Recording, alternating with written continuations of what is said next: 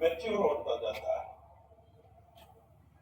और जितनी परिस्थितियों का सामना करते हैं, आगे बढ़ने का मतलब यही है कि इंसान जब किसी भी राह पर आगे बढ़ता है तो आगे कई तरह की परिस्थितियां आती हैं और उन परिस्थितियों का सामना हमें करना पड़ता है।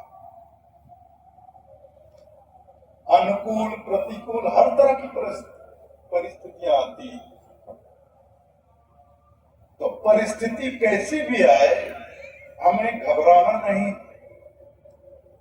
हमें डरना नहीं है,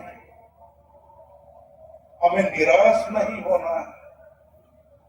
आप जितना परिस्थितियों का सामना करेंगे और खासकर प्रतिकूल परिस्थितियों, विपरीत परिस्थितियों का जितना सामना करेंगे, आपका आत्मविश्वास उतना ही ज्यादा बढ़ेगा।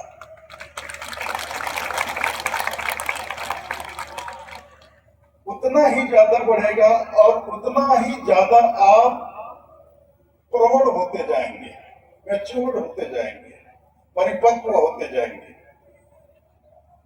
तो अभी आप लोगों के ये सीखने का समय है और मुझे बेहद प्रसन्नता है कि आप लोगों ने कदम तो बढ़ाया, शुरुआत तो की, चलना तो आप लोगों ने शुरू किया।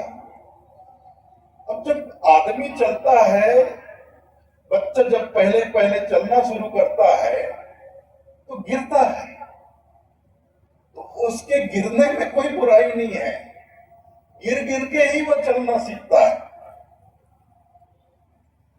आप अभी कार्य करना प्रारंभ किए हैं, आपसे कई भूल होगी, चूक होगी, गलतियां होगी, तो इन गलतियों से, भूल चूक से आपको घबराना नहीं है, निराश नहीं होना है।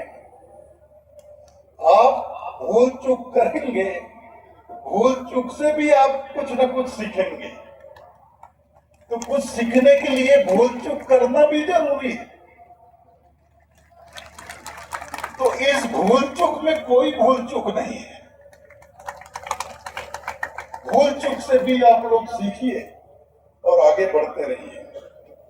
और साहब की दया है, कृपा है, हमारे सर्व संत महात्माओं की कृपा है, उनका आशीर्वाद लेते रहिए और अपने कार्य में डटे रहिए और एक हमारे कबीर पंथ को एक नई दिशा प्रदान करिए, एक नई ऊंचाइयों तक लेकर जाइए। और विदेशों में तो ज्यादा लोग जानते नहीं हैं, लेकिन आप लोग कुछ ऐसा करिए कि विदेशों में जो भारतीय मूल के नहीं, विदेशी मूल के लोग हैं, वहां के लोग हैं जिन्होंने आज तक कबीर साहब का नाम भी नहीं सुना, ऐसे लोगों तक कबीर साहब की शिक्षाओं को बहुत सरल रूप में पहुंचाइए। सरल रूप में, सहज रूप से, लेकिन बहुत ही प्रभावित रूप ढंग से पहुंचाइए। इतने प्रभावी ढंग से पहुंचाइए कि एक बार वो पढ़े तो उनको ऐसा लगे कि मतलब कम से कम 10 मिनट तो वो सोचते ही रह जाए कि ऐसा भी कोई संत इस संसार में हुआ जो मानव समाज को ऐसी शिक्षाएं देता है, जीने की ऐसी राह दिखाता है, जिस राह में न कोई वैमनस्यता है, न घृणा है, न हिंसा है। अगर कुछ है तो सिर्फ प्रेम ही प्रेम है, कुछ है तो सिर्फ करुणा ही करुणा है, कुछ है तो सिर्फ दया ही दया।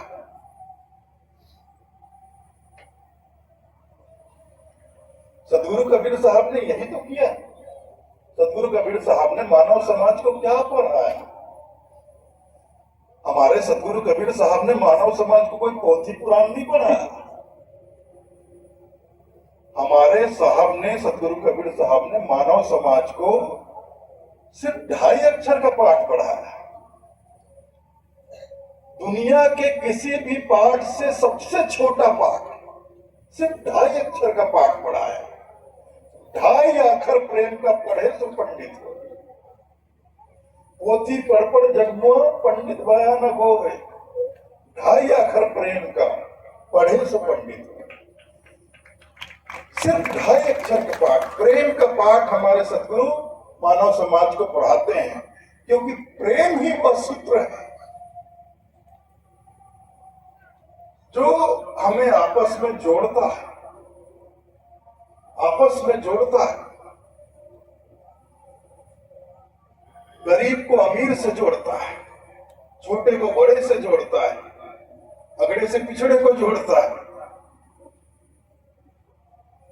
अब इतने भेदभाव हैं मानव समाज में, खासकर हमारे देश में। जातिगत भेदभाव, धर्म संप्रदायगत भेदभाव और इतने भेदभाव, ऊंच नीच का भाव। तो ये प्रेम का भाव जब हृदय में प्रेम का पाठ जब हम पढ़ लेते हैं, प्रेम जब हमारे हृदय में आ जाता है, तो सारे भेदभाव अपने आप गिर जाते हैं। प्रेम कभी भेद नहीं करता, कभी भेद नहीं करता है। और ये प्रेम जो है सिर्फ इंसान को इंसान से नहीं जोड़ता है, पूरे जड़ जगत से, जंतु जगत से, प्राणी जगत से, पूरी प्रकृति से जोड़ देता है। जब प्रेम हृदय में आता है तो हम इंसान ही आपस में नहीं जुड़ते हैं, फिर हम पूरी प्रकृति से जुड़ जाते हैं, एक एक पशु पक्षी से जुड़ जाते हैं। सबके लिए हमारे हृदय में प्रेम आ जाता है। और हृदय में प्रेम हो तो हमारे व्यवहार में फिर करुणा आ जाती है, दया का भाव आ जाता है। और दया का भाव